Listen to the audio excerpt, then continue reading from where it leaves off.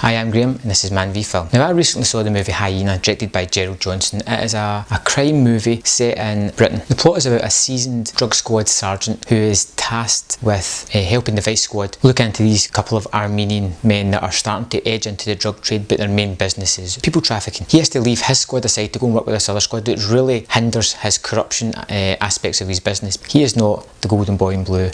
He dabbles in drugs. He works the system to the max. They say in the movie he's an animal, but he's a good officer. So at the start of the movie, Peter Fernandino plays Michael, the main officer in the movie, and at the start he is wheeling and dealing with this man that he knows. Somebody breaks in and he has to hide because a policeman can't be caught with a known criminal. Someone breaks in and murders the man in front of him, and it happens to be the two Armenian men that he's going to be investigating. They steal all of the plans that the man had for drug trafficking, but of course Michael was invested in this up to £100,000 and he has to get his money back, so he starts to work with the Armenians, try to play them against each other and get his money back. But of course it gets in far too deep. There's other aspects as well, as there's an internal affairs officer on his trail as well who knows how dirty he is and wants to get him. There's also the return of a policeman who's heading up the women trafficking operation, who he has a definite history with, that he found out about later in the movie, and it's not a comfortable relationship. Hyena is a gritty docudrama type movie. It does not pull its punches and it's very stylistically shot. Quite often, very at the start, I noticed that the conversation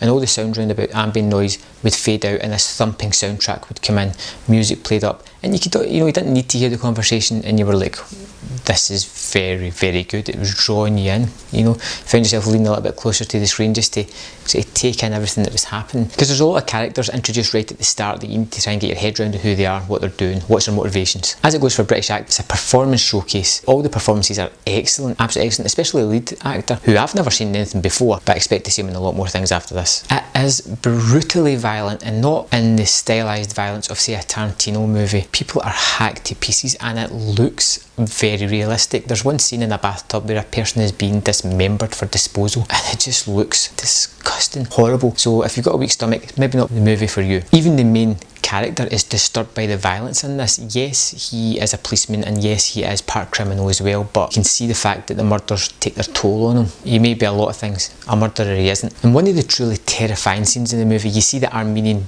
brothers, the mob bosses that we've seen dismember people and just kill people out of nowhere for no specific reason other than they just wanted rid of them. You see them at their home life and they have their daughters and their kids and they're dancing around, and that's almost as terrifying as see them in the violent territory that they get into. These cold-blooded, merciless killers with their family. The story itself thunders along nicely, building and building up to this suspenseful end, and you get drawn in and you don't know what's going to happen. I couldn't figure out myself where it was going to go to. You could see small footsteps in the sand of where it possibly could go, and it did edge towards that way, but I was no idea how they were going to end this movie. And that brings me to the downer of the movie, which was the ending itself. It leaves you wanting, and not in a good way. It leaves you with an almost cliffhanger, like an episodic TV programme. You're waiting to find out what happens. You need to know what happens. You know ultimately it's not going to be good, but you want that closure. You want to see what's happened. This has been an emotional, thrilling tale that we've seen, but it doesn't close off well. This kind of detracts from the movie because it leaves the story open.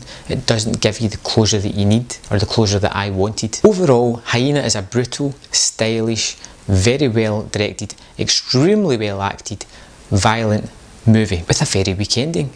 It's an almost limp ending that caught me off guard, and for that matter alone, I think I'd need to see Hyena again to truly appreciate it. But I guess a 2.5 out of me, which is a pass mark, barely. Should you check it out? Yes, you probably won't be able to catch it in the big screens. It's going to come and go very quickly, but if you see it on Netflix, you see it cheap and Blu-ray or that, and you want to pick it up. If you're a fan of these gritty British dramas like that, then you'll probably love it. Anybody out there who's seen the ending, let me know what you thought of it. I'm really curious to figure out what other people liked or didn't like about it. Thanks for watching the video. I really appreciate it. The fact that you've taken the time out to watch the full thing is amazing. One more thing would just make me happy. If you just click this little box here, and subscribe to my channel, you'll get much more of my videos and you'll see more of my content. See you again in Man v Film.